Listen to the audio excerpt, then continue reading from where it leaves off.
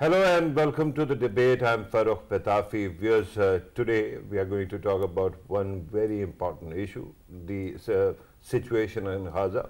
And there particularly because OIC's emergency meeting is being held in Riyadh and the Prime Minister of Pakistan has reached there.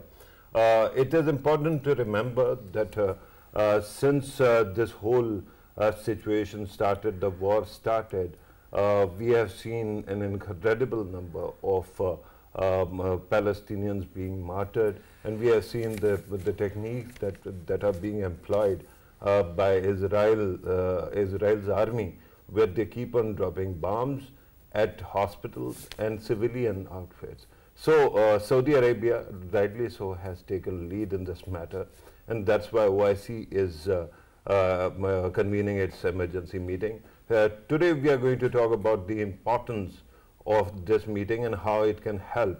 In separate news, we have seen that Pakistan's Foreign Office has urged UNSC to convene its emergency meeting and to actually ask for immediate ceasefire, because the number of the martyred has reached somewhere around 11,000, and that is not all. This is a conservative number. There are others who keep on actually indicating that the number must be higher than this.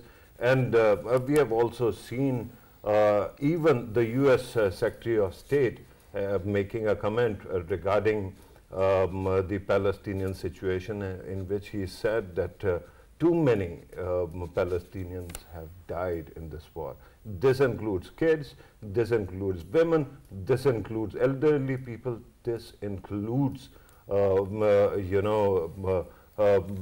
and unarmed civilians. So we are going to talk about the importance of this meeting, what to expect from this, what should be Pakistan's stance on this matter, and then of course where exactly does this tie up with the UN system, and whether the UN and OIC together can do something here.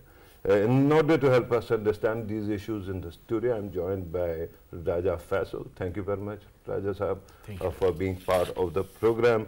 On Skype, we are joined by Baluch Sahab, who is former ambassador, and not only a renowned diplomat, but also a think tanker. Thank you very much, Ambassador Sahab, for being part of the program. Also, we are joined by Dr. Ishtiaq Ahmad, Member Planning Commission. That is not all. He is also a pedagogue of renown. Thank you very much, sir, for being part of the program as well. Let me start with you, Baluch Sahab. Let me ask you, what is the significance of this meeting and what to expect out of this? I think, first of all, this meeting is about a month late. In this course, in this time, these weeks, where kind of a rain of hell and fire was raining on our Palestinian brothers and sisters and children. And in fact, just to give a comparison, in the Second World War, according to some historical evidence, about 70 to 80 million people died, and that time, the entire population of the world was 2.5 or 2.6. That made it to about 3% of the total population. But now, as per the estimate, 11,000 is what is there. But I think you yourself in your intro said that the number could be even double. It could be 15,000, 20,000. That will make it about 5 to 10% of the population of the Palestinians in Gaza, that is 2.5 million. So that is the enormity of the cruelty inflicted on the Palestinians. Then they talk of war. What war? Wars are between two countries. War are between two kind of equals. These are just people under siege. You have Israel, Netanyahu, you have attacked, you have set off your firepower on people who are already under your siege, under your control, barbed wire, helpless people. So I think this is very timely call for the OIC to come into action, and we are pleased. And I think one should be at least be helpful, because there was some kind of a despondency setting in the, especially in the Arab and Muslim world, that Muslim leadership, Arab leadership, where are they? So at least we would see some action, some narrative, some intent of some action. I think it's a time that Muslim countries have to rethink. They have to come to the drawing room board again. How do they align their interests, strategic interests, economic interests, political interests in this changed scenario? I don't think there has been a big deliberation. In fact, each of us, like all the Islamic countries, obviously are involved in their own internal disability, instabilities, economic issues, political issues. But never they have sat together and have come up with some kind of a blueprint that is how we are going to address very important issues which the Islamic Ummah faces. And I think the issue of Palestine is on the top of the agenda of the OIC. And in fact, it is part of the OIC charter where all Muslim countries had committed to be working for an independent Palestinian state. And of course, with that, I would not forget Kashmir. So I think Muslim is good that they are meeting. And again, it is very, I think, quite satisfying to see that Saudi Arabia, which has been traditionally a spiritual leader, moral leader, and political leader of the Ummah, has again taken a lead. And instead of because they were initially probably were planning to have a foreign ministers conference, but thankfully better sense prevailed. Now they are having a summit conference, which has taken place after many, many years. So we are hoping that at least enough diplomatic pressure will be at least created on the powerful centers, the global powerful centers, so that they can come up with a tangible action plan to, first of all, have a ceasefire in Palestine, so that more helpless and more lives are not lost. Yes, right, Mr. absolutely right, Ambassador Saab. You're correct. You have rightly pointed out that together all these Muslim countries that are member of OIC have a lot of punching power as well, a lot of diplomatic influence and clout as well. So we have to actually see where it goes. Dr. Ishtiaq, your opening remarks regarding the importance of this meeting and what to expect, sir. Well, Farrukh, as you know that the OIC, Organization of Islamic Cooperation, it's a 57-member all Muslim countries representative organization, the largest international organization in the world after the United Nations. I think this organization was created in the aftermath of the 1967 First Israeli-Arab War, and it was created primarily for the Palestinian issue. So Palestine issue is the founding, issue of the OIC, and I think better late than never. I agree with Ambassador Baluch that these Muslim countries, OIC, Arab and Muslim countries should have met earlier, because the kind of genocide that we are seeing right before our eyes being perpetrated by the Israeli occupation authorities in Gaza against more than 2 million unarmed and innocent civilians, the Palestinians of Gaza. I think this has no record in recent history after the Second World War. Agreed that there was a Holocaust in which 6 million Jews, were gassed or died at the hands of the Nazis. Agreed. But then, you expect leniency and sympathy and, a humanistic attitude from a victim community. What we have seen in the last 50 plus years especially, and since 1948 when the Israeli state was created, I think this is a conduct, which is not, worth of a human being. When you deliberately target the children, when you deliberately attack the hospitals, then obviously we live in an age of information, and I think everybody comes to know what the reality on the ground is, no matter what the West is trying to do. And I think OIC's meeting was very crucial. It should have been held before, and I think now the Muslim leaders are together. They should chalk out a viable pathway forward for the innocent civilians in Gaza. and they should exercise a lot of pressure on the UN and the international community for an immediate ceasefire and a humanitarian corridor for Gaza and the people who are suffering Israeli brutalities, unprecedented, repression of our times. Right. Thank you very much, Dr. Saab, for that comment. Let me come back to the studio. Faisal Saab, your take on the importance of this meeting and what to expect. Actually, we have to look at how UN system works, how OIC actually works with the UN system, and the situation is getting direr by the minute in Gaza.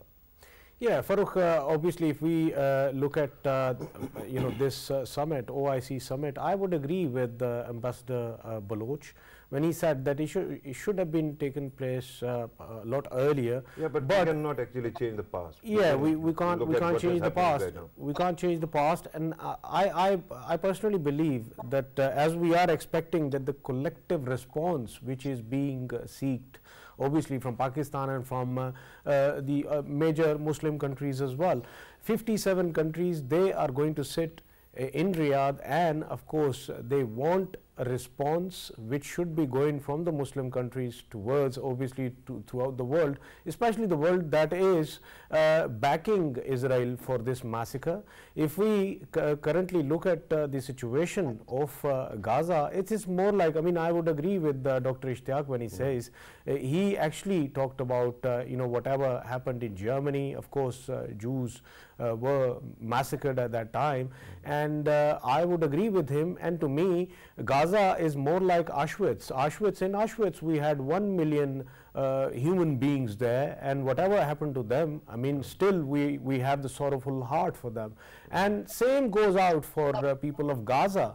In Gaza we have more than 2 million people, and of course till now almost 11,000 of them, they have died, and the figures show that 44% of them, they are in the age of minors, below 15s. So they're merely kids which are who are being killed by the brute force which is being used by the Israelis right now, and the world needs to obviously join hands. When it comes to OIC, of course its working is all along with the United Nations recommendations and approvals, and to me I think the charter would be followed here as well by the OIC, and all of the naturally they have always been following.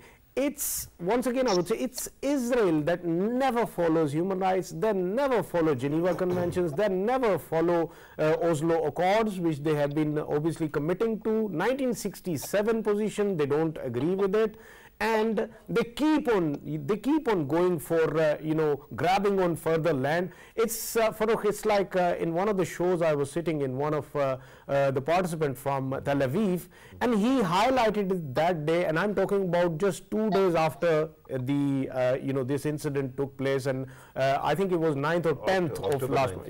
October 9th I'm talking about, and he already had started talking about why don't the Egyptians help people of Gaza and take them to Sinai and give them land there and vacate this land. So I straight away said to him that this is what your eventual position is, that you just want all of the Gazans to leave this place so that you can create more of your settlements, and this is what is going on, and there is no end to it. You're right in one context that Benjamin Netanyahu was never in support of establishing a Gaza authority and giving them power, and he actually resigned from the cabinet at that time. But they also, let me also mention here that there is immense pressure on him, and that's why he has clarified his position that we don't want to occupy Gaza. So that means that there is some pressure that is working on him as well. But let me go back to Ambassador Baluch. Ambassador Sahab, one question that everybody keeps on asking is, right now we are talking about mitigation, ceasefire and ensuring that people get basic services, healthcare and food. But the fact is that there is a genocide, that is playing out before our eyes. How many people will die before somebody actually asks Israel, what are you doing and how can you justify it? Israel, I think actually it's a issue of, I would say, civilizational issues have risen out of this brutal attack on Gaza by Israel. How?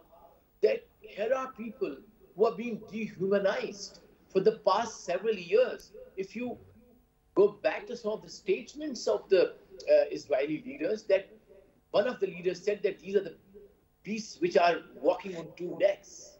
And I mean, the worst precedents have been set by the UN Security Council, that here is a community who is asking for ceasefire. My God, what is that stopping them? Where is the morality? Where is the rule of law? Where is the, forget about all of that. Where is the basic humanity? There's no regular army which they are facing. This is one of the, supposed to be one of the strongest army in the world, the Israeli army. So I think we now, I think the Israeli attack on Gaza has really risen has given rise to several fundamental questions as to what kind of world we are living in as a civilization, as a human beings, as so-called civilized world that we are in it. And then I think more fundamentally, it is also a question of civilizational challenge for Muslims and Arabs, that how are they being perceived? Are we being perceived as equal human beings who have equal rights in this world order? Or is it that it's only the might which will determine, and that might has its own interests? So I think there are several other questions which arise, that is it the perpetuation of the imperialism with the in symbiosis with world Zionism, that they want to create a greater Israel at the cost of elimination of all the Palestinians. So I think these fundamental issues our leadership, hopefully in the OIC, will be addressing. Not only our leadership, but I would say that there has to be a more debate on this, that what kind of, apart from the military imbalance between the Palestinians, I think Israel is a challenge to the civilization and to the civilized world. It has raised several questions which were settled, that this world will be governed by certain rules. And a nation was created with certain rules of even war. Where are those? Certain norms. Absolutely, Ambassador Sahib. That actually takes me to a follow-up question regarding what you're saying. If the entire OIC speaks with one voice and uses every lever in its control to put pressure not only on Israel but UNSC as well, do you think that it will move the needle in UNSC, where it seems that one or the other power keeps on, all the time, whenever any subject comes, they keep on vetoing it? Yes, I think that is a challenge. That is it, that whatever we take resolutions in the OIC, in the Arab League, in the GCC, in any other organization, it is just a cacophony. It has no moral strength to impact the world order. I think this is where the question comes. But of course, there are many other actors and factors which will come in. But I think the least that I expect from this OIC conference is that to come up at least with one voice and tangibly can ask the world community to at least go for an international peace conference immediately, within 1 week, 10 days under the auspices of the UN, where the resolution of the OIC can be taken as a basis. And of course, they will have to revisit their own reconciliation with Israel. The Abraham Accords 1 and 2 and so on and so forth, that has it helped peace? Has it avoided war? Has it been able to put Israel on a path where it coexists with Palestinians? The answer is no. Absolutely. Absolutely, Ambassador Saab. At some point, UN also has to prove that it is United Nations and not an undead body, right? But let me go to Dr. Ishtiaq right now. Dr. Ishtiaq, since we are talking about the punching power of OIC countries, I will request you to explore what are the levels at command of OIC countries that might be useful in putting pressure on various stakeholders to end this, whether it is war, whether it is genocide, call it by any name, but it is killing human beings, which, as ambassadors have rightly pointed out, are being dehumanized as well simultaneously. So what are the levers to stop this and seek accountability as well?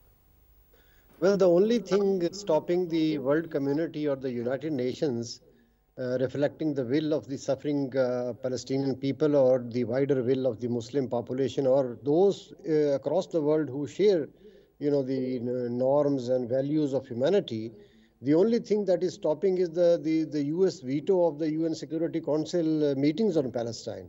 The urgent need now is to declare a ceasefire by both sides, in which the third parties, primarily the United Nations, should come in. And the humanitarian corridor, very limited number of humanitarian supplies are passing through Haifa port, from the Egyptian side. Very minimal, but the demand is great. Second is ceasefire is needed because every day, we wake up, there are hundreds of more Palestinian children, women, elderly and people die in Gaza. Not necessarily in the part where the Israelis were saying that you have to vacate and go to the southern side. Even southern side, they are hitting hospitals and killing babies. You see, we can have all the rational analysis of the situation. Dr. Saab, there seems to be a pattern there as well, asking people to vacate to, or move to a certain part and then attacking that area also when you don't even have the nominal shelter available. So there seems to be a pattern here as well. It is some kind of, attack on humanity on rocks. Well, Farrukh, this is precisely what genocide is all about. If the whole agenda here is to eliminate the population of Palestinians in that little enclave, or giving them the other choice of walking into the Egyptian Sinai territory or elsewhere in the world, just like 6 million Palestinians are already, settled across the world as the largest refugee population in the world, then obviously, the intent is very clear. Intent is genocidal, and it is being reflected on the ground. The thing is that, there comes a stage in our assessment of any conflict that we can discuss about the politics of the situation, the historical background, the involvement of different factors, the main combatants. We can do so. But now the situation is very emotive. It is moralistic. It is humanistic. It regards the lives of people. So therefore, in this situation, the only argument I would prefer to make is that immediate, cessation of hostilities, especially by the Israeli army, because that is the only stage that Ambassador pointed out earlier. It's not a war. It's a war by Israel on an innocent population. So this must stop. And instantly, I think the pressure must build, because enough money has been calculated by the GCC countries and other Muslim countries for humanitarian supplies. Pakistanis have also extended their help during this very difficult hour. I think humanitarian supplies should easily and speedily flow to the Palestinian people. And secondly, the ceasefire must be declared. And that is the two areas where the maximum pressure must be exercised by the OIC and by the whole world upon the state of Israel and its supporters such as the United States and European countries and others. Right, absolutely. Faisal, I'm going to ask you something which is a little bit different from what we are discussing right now. Because you interact with Indians, you also just pointed out that you have interacted on international media or Indian media with Israelis as well. Let me ask you to actually step into Netanyahu's shoes and just think like he does for a minute and tell me, this was supposed to be a war between Hamas and Israel, or whatever the way they actually frame it up. We have seen that there have been abstractions in the past as well. But now it seems that despite killing so many human beings, Israel is fighting when it comes to public opinion. Even Jewish community actually in the West has stood up and is asking for ceasefire. What went wrong in calculation? Is it that, already isolated Netanyahu just wants an infinite war so that he can deflect accountability? Or that something else is going on here, and they actually think that in this age they can get away with mass depopulation of the locals, and they can, start something else? What exactly has gone wrong, and how do you think they would actually justify it to the world then? Farrukh, I would agree with both of the situations, in which, of course, I remember since the day when we personally were having these conversations, and of course you were up to par when it comes to talking about the politics, the dirty politics of Netanyahu. He has always been like this, and you are so perfect about it that whenever he loses ground, plus his allegations are being hurled on him related to his corruptions and related to his poor management of the country and his poor politics at the same time. And his corruption. He's facing corruption charges. Yeah, he basically is a very corrupt politician, and he was facing the music. As soon as this pops up, he has these kind of plans always in his bucket. He uses these plans, he ignites all of these things just to fuel his politics once more and knock out all of his opponents, the political opponents I'm talking about.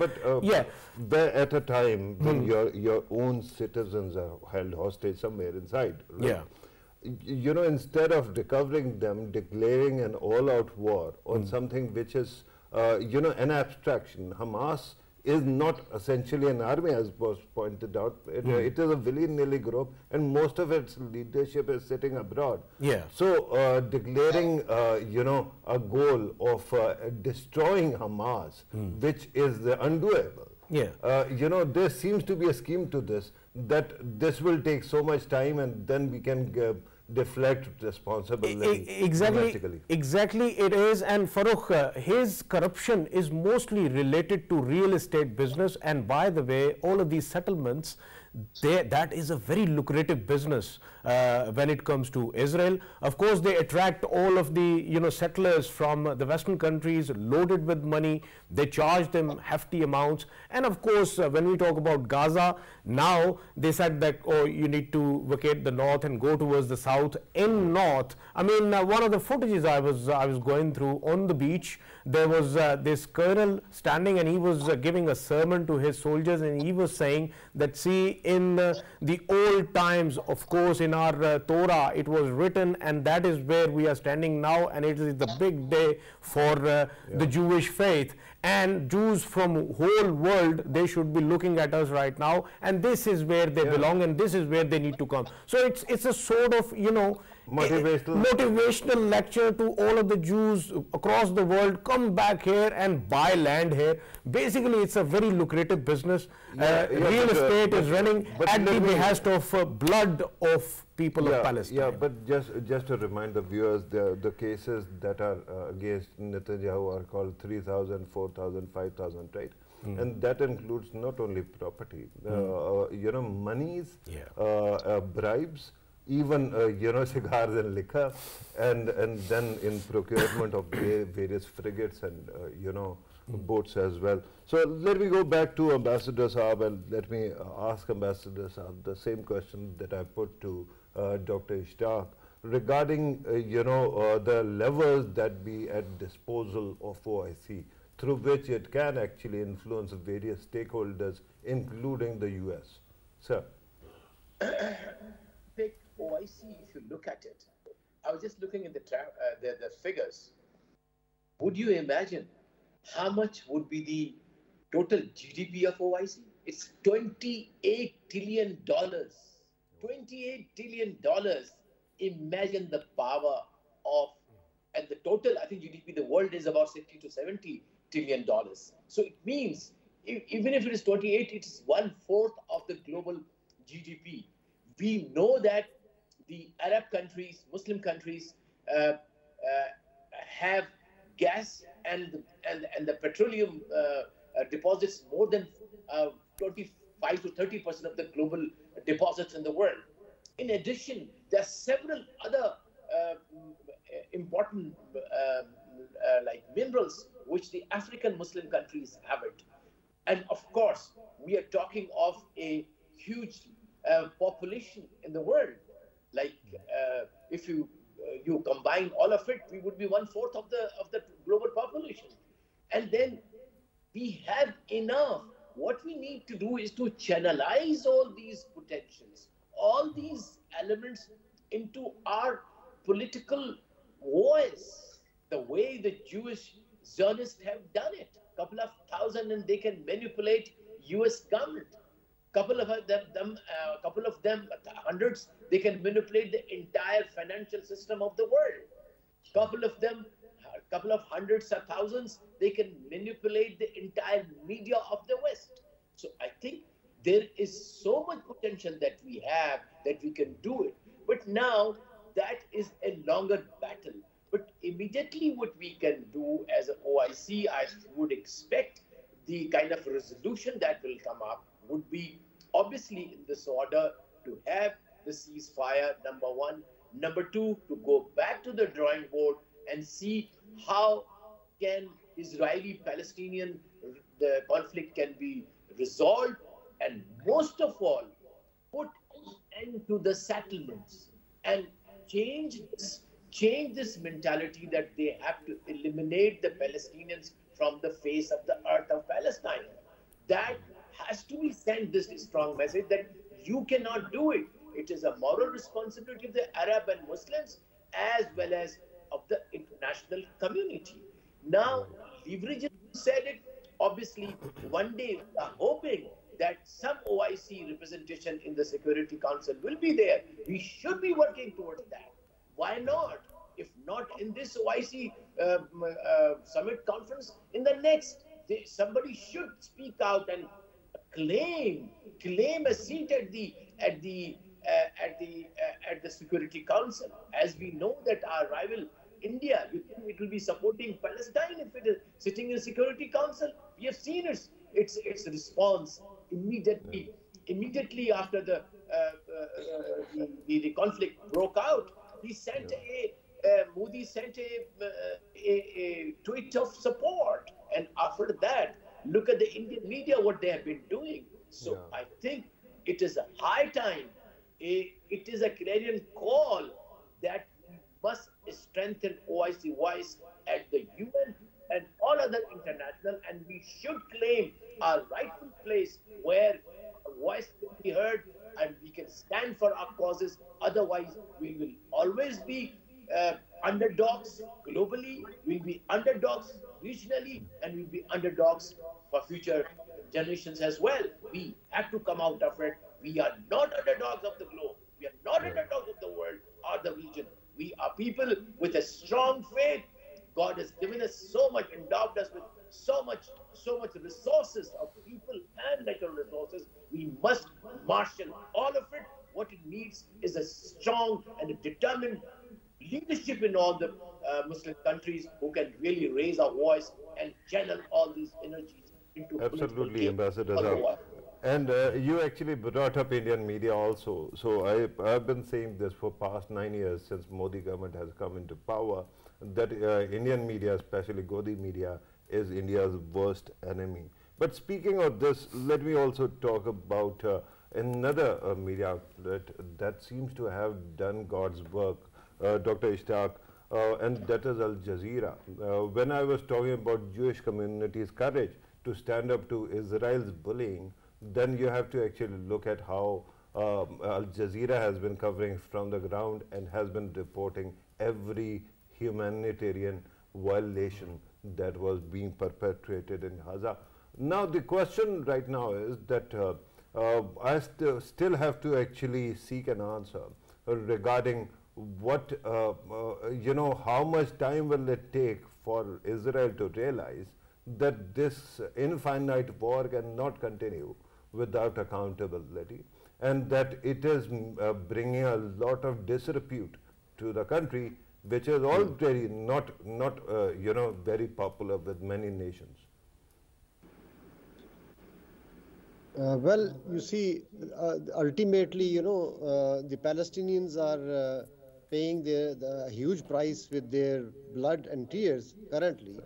But I think what is transpiring gradually is that eventually one of the key casualties, obviously, of this war might be Netanyahu, but that is a very little price to pay. But I think ultimately what this crisis or this assault will lead, it will lead to insecurity, further insecurity for Israelis themselves. If you kill, say, allegedly one Hamas activist along with, 100, 300 Palestinian children, then killing one Hamas means creating 10 more.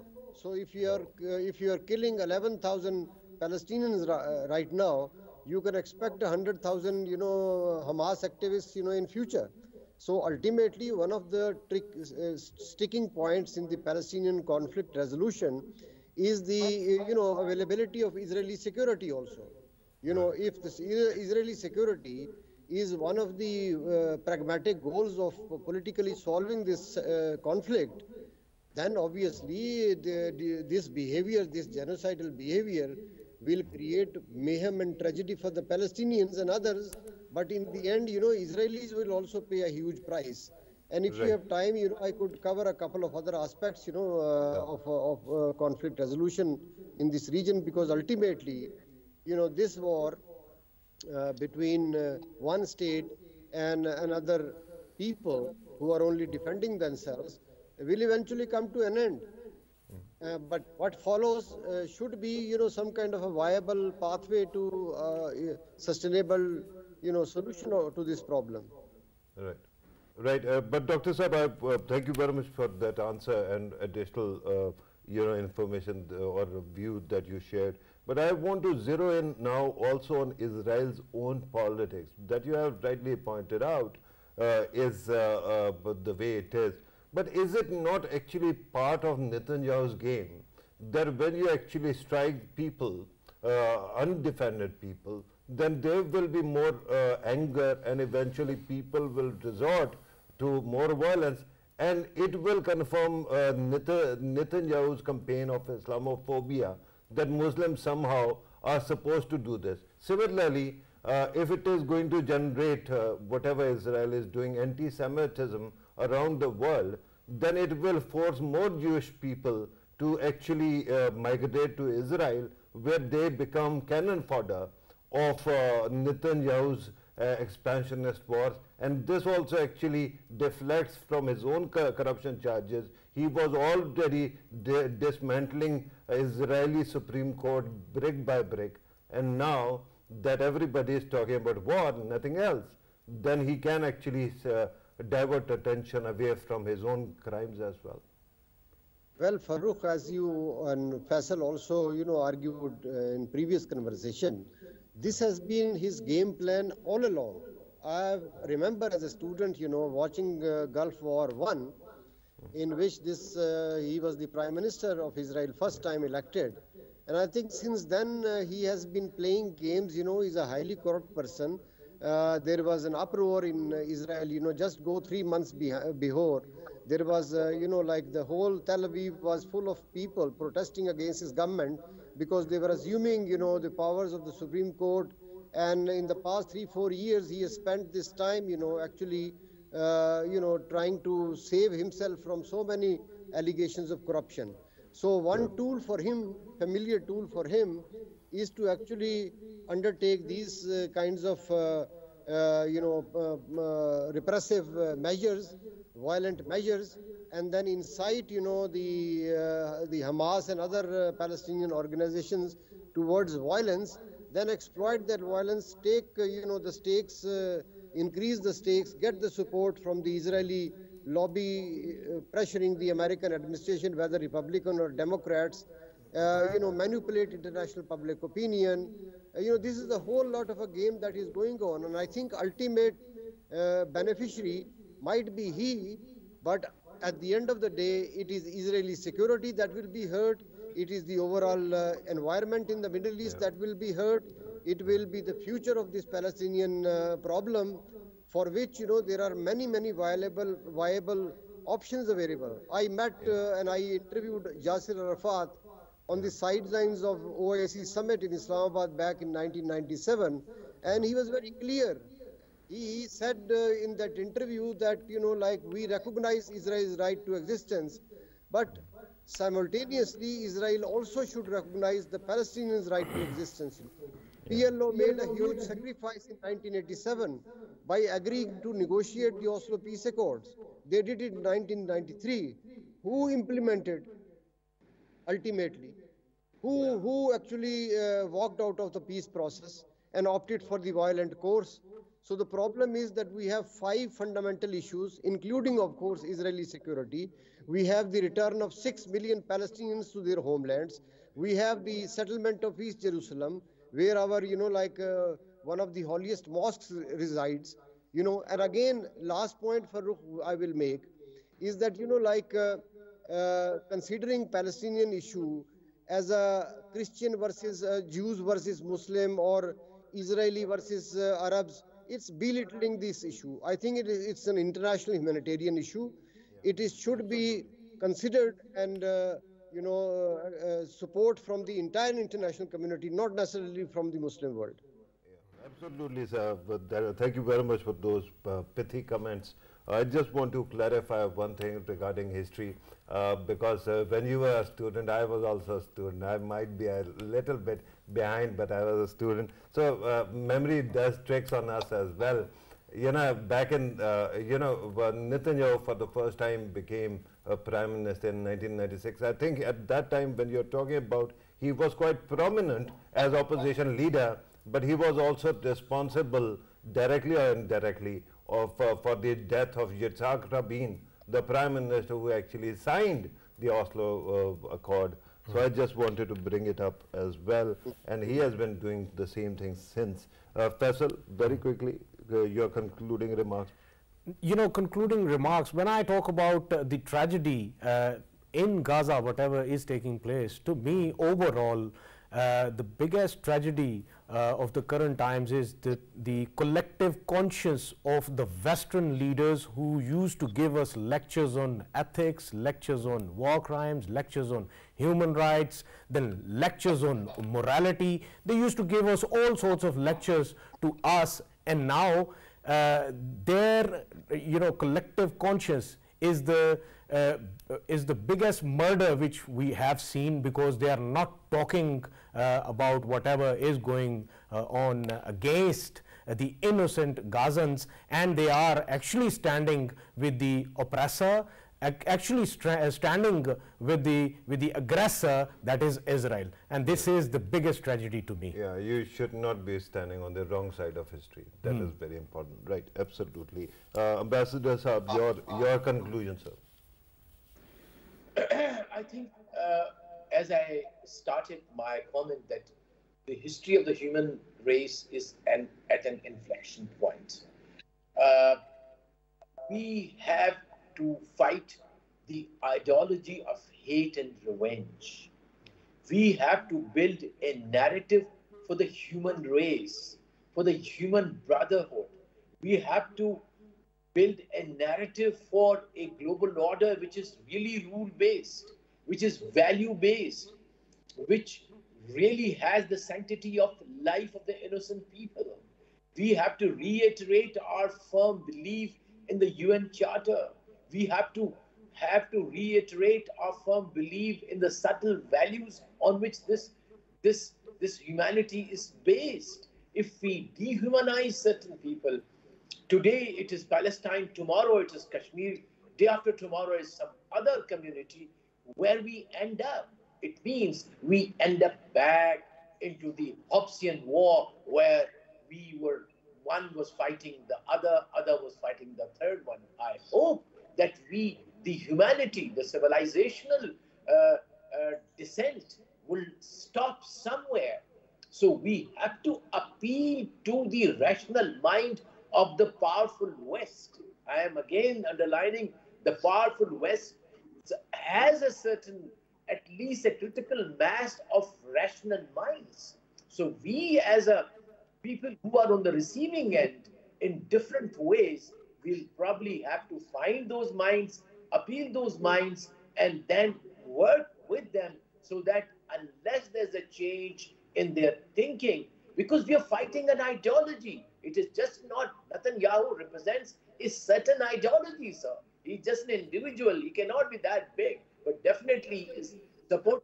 You hear aspirant for the US presidency saying that finish them. My God, what else to expect from such bias, ideologically perverted thoughts? So I think absolutely, Ambassador Sahab. We are running short of time, so very quickly we'll go to Dr. Ishtiaq as well. Dr. Ishtiaq Sahab, your conclusion, sir.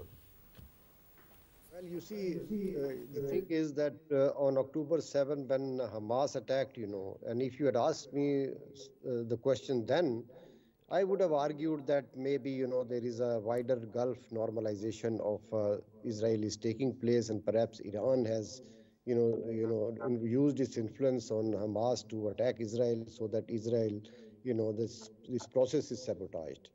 And then the Israelis would argue that, Hamas committed the original sin and we are only responding. And I think subsequently till then, the way Israelis have retaliated, the only answer that I can give you, the conclusive one, is that I think the Israeli occupation of the Palestinian lands since 1948 is the original sin here. And whatever subsequently has happened in wars or conflicts or recurring, exchange of violence till today, and I think Israel turns out to be the main key culprit here in the process. And until and unless the international community, the Muslim world, the European community, unless they join their hands together to teach Israel a lesson, this thing will further worsen and we will have greater mayhem and tragedies in this part of the world. Dr. Saab, thank you very much for your valued input. Thank you very much, GR. Baluch Saab, Ambassador Saab, thank you very much. As always, a great pleasure having you both. Faisal, thank you very much for your deep comments as well. And thank you very much for playing ball in this program.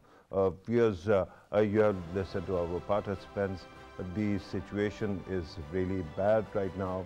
It is great that OIC is taking a lead. It is great that Muslim leaders like Saudi Arabia are also taking a lead in this matter. Let us hope that this leads to something tangible, because it is clear that Israel is fighting, despite the damage, horrible damage to human lives.